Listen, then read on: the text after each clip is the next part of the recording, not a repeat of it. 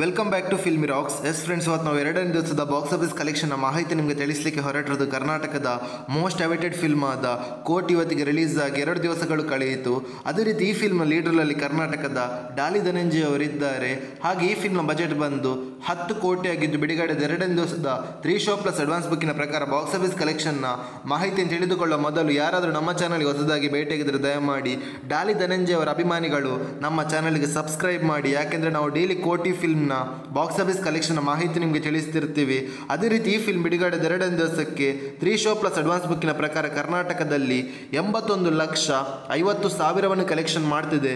ಹಾಗೆ ಓವರ್ಸೀಸ್ ಅಲ್ಲಿ 5,70,000 ಕಲೆಕ್ಷನ್ ಮಾಡ್ತಿದೆ. ಹಾಗೆ ಈ ಫಿಲ್ಮ್ನ world wide box office collection ಬಗ್ಗೆ ಮಾತಾಡೋದಾದ್ರೆ ಬಿಡುಗಡೆದ 2ನೇ ದಿವಸಕ್ಕೆ 86,80,000 ಕಲೆಕ್ಷನ್ ಮಾಡಿದೆ. ಹಾಗೆ ಕೋಟಿ ಫಿಲ್ಮ್ನ total world wide gross collection ಬಗ್ಗೆ ಮಾತಾಡೋದಾದ್ರೆ 2,30,00,000 ಕಲೆಕ್ಷನ್ ಮಾಡಿದೆ. ಹಾಗೆ ಈ ಫಿಲ್ಮ್ನ ವರ್ಲ್ಡ್ ವೈಡ್ ನೆಟ್ ಕಲೆಕ್ಷನ್ ಬಗ್ಗೆ ಮಾತಾಡೋದಾದ್ರೆ ಬಿಡುಗಡೆಯಾದ 2ನೇ ದಿವಸಕ್ಕೆ 3 ಶೋ ಪ್ಲಸ್ ಅಡ್ವಾನ್ಸ್ ಬುಕ್ಕಿನ ಪ್ರಕಾರ ಟೋಟಲ್ ಆಗಿ 1,90,00,000 ಕಲೆಕ್ಷನ್ ಮಾಡುತ್ತಾ ಅದ್ಭುತವಾದ ಕಲೆಕ್ಷನ್ ಅನ್ನು ಮಾಡ್ತಿದೆ ಅಂತ ಹೇಳ್ಬೋದು ಕೋಟಿ ಫಿಲ್ಮ್. ಹಾಗೆ ನಿಮ್ಮ ಪ್ರಕಾರ ಕೋಟಿ ಫಿಲ್ಮ್ ಇವತ್ತಿನ ಫುಲ್ ಡೇಗೆ ಎಷ್ಟು ಕಲೆಕ್ಷನ್ ಮಾಡ್ಬೋದು ಅಂತ ನಮ್ಮ ಕಮೆಂಟ್ ಬಾಕ್ಸ್ ತಿಳಿಸಿ. ಹಾಗೆ ಯಾರಾದರೂ ನಮ್ಮ ಚಾನಲ್ಗೆ ಹೊಸದಾಗಿ ಭೇಟಿಯಾಗಿದ್ದರೆ ದಯಮಾಡಿ ಡಾಲಿ ಧನಂಜಯ ಅವರ ಅಭಿಮಾನಿಗಳು ನಮ್ಮ ಚಾನಲ್ಗೆ ಸಬ್ಸ್ಕ್ರೈಬ್ ಮಾಡಿ.